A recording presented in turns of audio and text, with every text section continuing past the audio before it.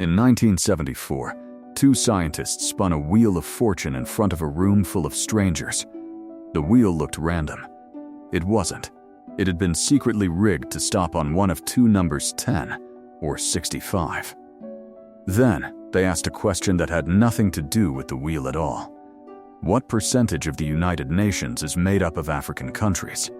The people who saw the wheel land on 65 guessed high. The people who saw it land on 10 guessed low. A completely irrelevant number shifted the estimates an entire room of adults gave. And no, I'm not talking about the metal anchor hanging off the front of a ship. I'm talking about a psychological anchor, a number your brain quietly grabs onto and uses to judge everything that comes after it. And one just like it is, probably sitting in your head right now, shaping a decision you think is entirely your own. Picture a research setting in Germany in the mid-2000s. Not a courtroom drama, real professionals, with real training, deciding on real criminal cases. In a study published in 2006, psychologist Birte Englich and her colleagues wanted to know whether experienced legal professionals, people with years of training and a sworn obligation to be impartial, could still be influenced by a number that had absolutely nothing to do with the case in front of them. In one part of the study, participants reviewed a criminal case file and, before recommending a sentence, rolled a pair of dice. The dice were loaded. Just like that wheel, they could only land on 3 or 9. The number itself was random. Everyone knew it was random. It had no legal relevance whatsoever. Here's the part that should stop you in your tracks. The legal professionals who rolled a 9 recommended noticeably longer sentences than the ones who rolled a 3. A dice roll that everyone in the room knew was meaningless still nudged real decisions about a real person's sentence.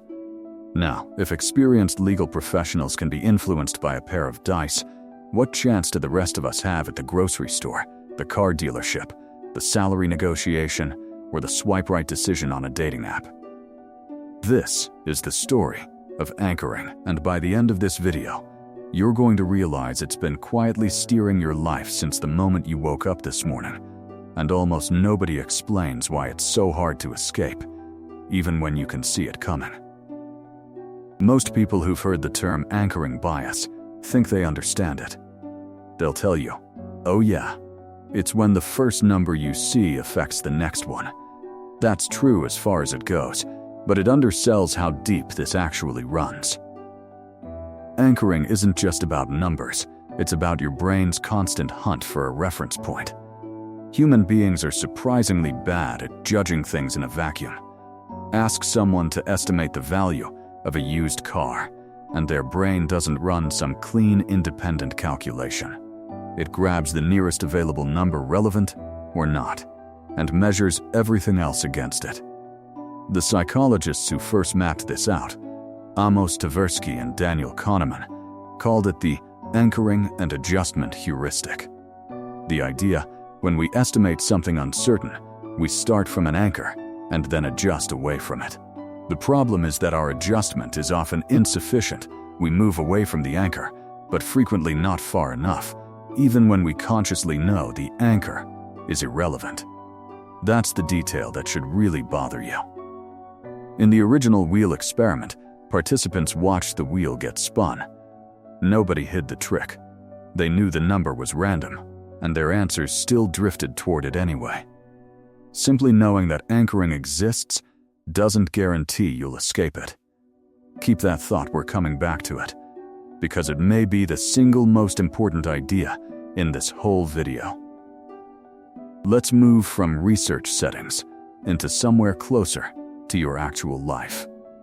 Real estate. In 1987, researchers Gregory, Northcraft, and Margaret Neale ran a study that real estate professionals still argue about, whether they realize it or not. They had participants, both ordinary buyers and working real estate agents, inspect an actual house on the market and review information about it.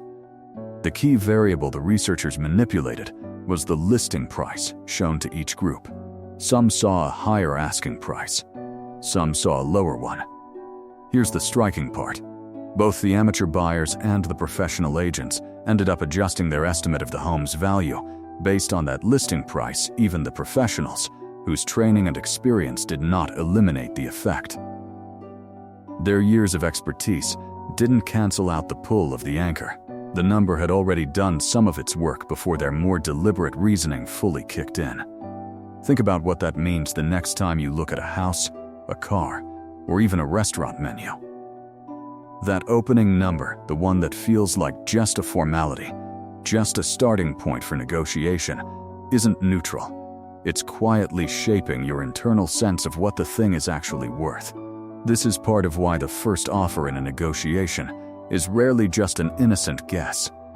It's often a strategic anchor, dropped on purpose, to pull the whole conversation's sense of fair toward one side's number. Here's where it gets personal, because a version of this experiment has almost certainly happened to you, without you noticing. In a widely cited 2003 study, behavioral economists Dan Ariely, George Loewenstein, and Drazen Prelec asked a group of participants to write down the last 2 digits of their own social security number. Then, and this is the strange part, they asked those same participants how much they'd be willing to pay for a series of ordinary items: a bottle of wine, a cordless keyboard, a book. There is obviously no logical connection between the last 2 digits of your social security number and the value of a keyboard. And yet, participants whose digits happened to be higher were consistently willing to pay more for the exact same items than participants whose digits were lower. The researchers called this arbitrary coherence. Once a number, any number, gets planted in your mind, your subsequent judgments line up around it in a way that feels perfectly rational to you from the inside, even though the starting point was, quite literally, meaningless. This is the same underlying mechanism at work every time you see a price tag with a higher original price crossed out next to a lower sale price. The crossed out number can function as an anchor, making the lower price feel like a much bigger bargain, even when you have no independent way of knowing whether that original number ever reflected the product's real market value. It's also part of why the very first price you see when comparing options, a rent listing, a flight price, a subscription tier, tends to color how expensive or cheap everything you look at afterward feels, even when the products aren't really comparable. None of this requires anyone to be lying to you. It just requires a number to exist in your field of view before you form a judgment. Let's talk about something with real, life-altering financial weight: salary negotiations. There's a persistent piece of advice in business circles: try not to be the one who states a number first in a salary negotiation. Most people assume that's just about avoiding lowballing yourself, but the deeper reason connects directly to anchoring. Whoever states the first serious number in a negotiation often pulls the rest of the conversation toward their figure, even when the other side consciously tries to resist it. Research on negotiation backs this up, though with an important nuance. A large 2025 meta-analysis, pooling hundreds of studies and tens of thousands of participants, found solid evidence for this first offer effect, but it also found that going too aggressive with an opening number can backfire, reducing the odds that the two sides reach any agreement at all, and leaving the other party less satisfied even when a deal does get made. In other words, the first number matters enormously, but it isn't a magic wand, it's a lever that can help you or hurt you, depending on how it's used. Even so, the core finding holds. The first serious offer functions as a psychological anchor for the room, shaping counteroffers and each side's private sense of what fair looks like.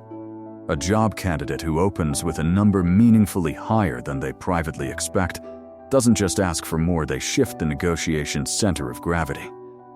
The employer, even while trying to negotiate them down, is now responding to that higher anchor instead of some neutral, objective figure. This doesn't mean anchoring is the only thing that decides who earns what. Experience, market conditions, internal pay bands, timing, and plain old negotiating skill all play a role too. But it does mean that two equally qualified people doing the same job can land on different outcomes, partly because one of them understood how the first number in the room works, and the other one didn't. Now, ask yourself something uncomfortable. How many of the biggest numbers in your life, your salary, your rent, your monthly subscription total, were shaped less by careful, independent thought, and more by whatever number happened to land in front of you first? So here's the question that actually matters. Why does a species capable of building rockets and curing diseases still get influenced by a rigged wheel or a stray social security digit? The honest answer is that anchoring isn't really a bug, it's closer to a shortcut. Genuinely calculating the objective value of a house, a car, or a fair salary from scratch every single time would be exhausting and slow. So the mind does something faster. It grabs the closest available number and treats it as a rough starting point, then makes smaller adjustments from there. In the environment humans evolved in, this shortcut was often harmless, even useful. The trouble is that in a modern world full of listing prices, opening offers, and marked up original prices, that same efficiency becomes something people can exploit. And here's the detail that makes this so hard to escape. Anchoring can influence your judgment before your slower, more deliberate reasoning has fully weighed in. Researchers have proposed several mechanisms behind this insufficient adjustment away from the starting number: selective attention toward information that fits the anchor, and shifts in how we perceive the surrounding scale of values. The exact mechanics are still debated, but the practical takeaway is consistent across the research. Recognizing a bias intellectually doesn't automatically switch off its influence. That's precisely why just be more rational isn't on its own a strong enough defense. You need something more deliberate. So, are we simply stuck permanently pulled around by whatever number happens to be nearby? Not entirely. Research suggests several strategies can meaningfully reduce the influence of anchors, even if none of them makes you completely immune. One useful approach is generating your own estimate before you're exposed to someone else's number. If you're about to negotiate a salary, price out a house, or evaluate a big purchase, do the math yourself, independently, before you see their figure. Once your own reference point exists first, an outside anchor has less room to drag you off course. A second approach is deliberately challenging the anchor. Some research on debiasing suggests that consciously asking yourself why a number might be too high, too low, or simply irrelevant can weaken its pull, treating it less like a fact and more like a claim you have to actively argue against. A third approach is simply slowing down. Anchoring effects tend to show up most strongly in fast, intuitive judgments. The moment you notice yourself reacting to a number, a price tag, a listing, an opening offer, pausing before responding, gives you more room to ask, where did this number actually come from, and does it have anything to do with the real value here? That single question can interrupt the automatic drift that showed up again and again in the studies we've covered. And a fourth, especially useful for high-stakes decisions, bring in an independent second opinion. A friend, an appraiser, anyone who hasn't already seen the anchor you were just handed. If anchoring works partly by contaminating a single, solitary judgment, an outside perspective that never saw the original number is one of the more reliable ways to catch when you've drifted. None of these strategies guarantees you'll never be influenced by an anchor again, but together, they give you a fighting chance in moments that actually matter. Here's the thing this video has been quietly building toward from the very first second. That number that flashed on your screen at the start wasn't picked to be dramatic for its own sake. It was there to make the same point live, on you, in real time. You've just spent the last 20 minutes learning that anchors are subtle, that they influence experienced legal professionals and seasoned real estate agents almost as easily as the rest of us, and that simply knowing the trick exists isn't enough to fully protect you from it. The honest, slightly unsettling truth is that you probably can't eliminate anchoring from every decision you'll ever make. It appears to be a recurring feature of how human judgment works under uncertainty. What you can do is what we just walked through. Set your own reference point first. Challenge the numbers you're handed. Slow down before reacting. And bring in outside eyes when the stakes are high. Because somewhere out there, right now, there's a price tag, a job offer, an opening bid, or a suggested number waiting to quietly shape something important in your life, unless you notice it first.